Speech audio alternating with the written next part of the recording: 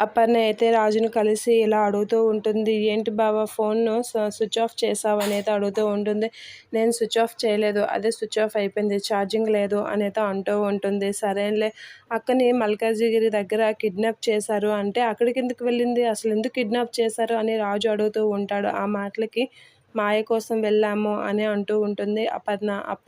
ఆ మాటలకి రాజు అయితే నాకు తెలుసు ఇది అలాంటి పనే చేస్తుందని మనసులో అనుకుంటూ ఇలా అంటూ ఉంటాడు. ఇక కావ్యనైతే వాళ్ళు కట్టేసి వాళ్ళ దగ్గర పడేస్తూ ఉంటారు. ఇక రాజు అయితే కావ్య లొకేషన్ని పోలీసులకు ఇస్తూ ఉంటారు. వాళ్ళు ఫోన్ చేసి అది ఆ వెహికల్ మల్కాజ్గిరి దగ్గర ఒక సిగ్నల్ని క్రాస్ చేసింది, అక్కడ మా సీసీ ఫుటేజ్ ద్వారా ఫోటోలో డ్రైవ్ చేసింది అతను చాలా డేంజరస్ పర్సన్ అని చెప్తూ ఉంటాడు. అంటే డేంజరస్ అంటే ఏంటి అని రాజు అడుగుతూ ఉంటాడు. ఆ మాటలకి వాళ్ళు అమ్మాయిల్ని ఒంటరిగా ఉన్న అమ్మాయిల్ని కిడ్నాప్ చేసి 2 రోజులు ఉంచి ఆ అమ్మాయిల్ని దుబాయ్ అమ్మేస్తూ ఉంటారు. ఎంతైనా మనం పట్టుకోవాలంటే 2 రోజుల టైం ఉంది అని పోలీసులు చెప్తూ ఉంటారు. ఆ మాటలు వినగానే రాజు అపర్ణ ఒకసారిగా షాక్ అవుతూ ఉంటారు.